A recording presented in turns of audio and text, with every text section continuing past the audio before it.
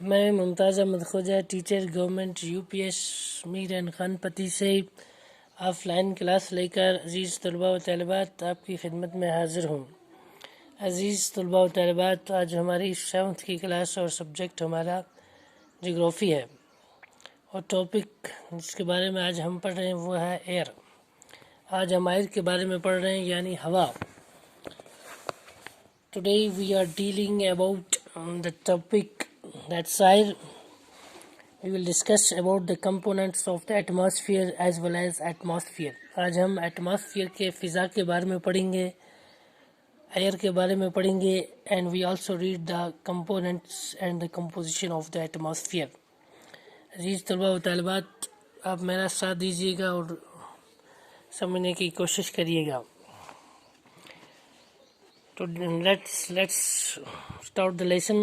Our earth is surrounded by a huge blanket of fire. Dear students, our earth is surrounded by a huge blanket of fire. ہماری زمین جو ہے یہ چاروں طرف سے ہوا کے ایک کمبل کی طرح لپٹی ہوئی ہے۔ Called atmosphere, that's called as atmosphere. Our earth is surrounded by a huge blanket of fire called as atmosphere. ہماری زمین چاروں طرف سے ہوا کے ذریعے گھری ہوئی ہے، جیسے ہوا کی ایک چادر زمین کو لپٹی ہوئی ہے۔ اس ہوا کی لپٹی ہوئی چادر کو ایٹماسفیئر کہا جاتا ہے۔ عزیز طلباء و طالبات، دھیان رکھیے گا، be careful and be attentive. Our earth is surrounded by a huge blanket of fire called atmosphere. All living beings on this earth depend on the atmosphere. جتنے بھی ذی روح چیزیں اس کائنات کے اندر موجود ہیں، ان کا دار مدار جو ہے وہ ایٹماسفیئر پر ہے۔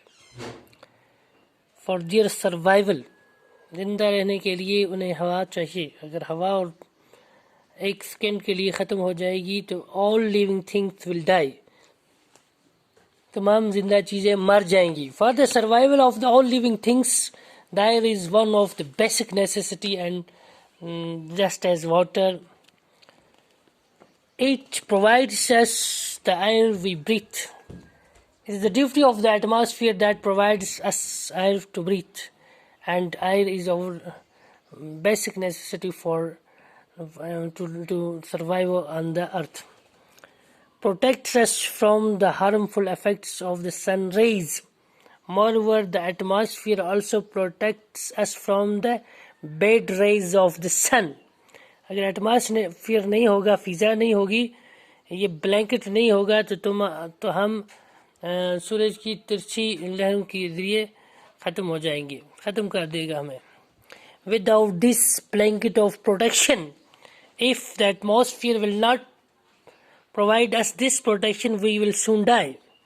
We should be baked alive by the heat of the sun. ہم زندہ ہی جلس جائیں گے اگر ایٹماسفیئر کا یہ بلینکٹ نہیں ہوگا۔ During day and get frozen during night. دن میں تو ہم سورج کی گرمی سے جلس جائیں گے اور رات کو ٹھنڈ سے ختم ہو جائیں گے، جیسے ہم فریج میں چلے جائیں گے۔ So it is this mass of air that has made the temperature on the earth livable.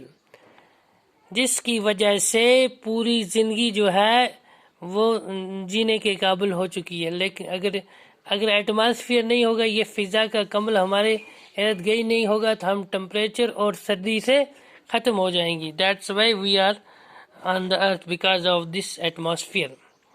عزیز طلباء و طالبات، آج کے لیے اتنا کافی ہے۔ کل ہم اسی سبق سے کمپوزیشن آف دا ایٹماسفیئر کے بارے میں پڑھیں گے۔ تب تک کے لیے فی امان اللہ۔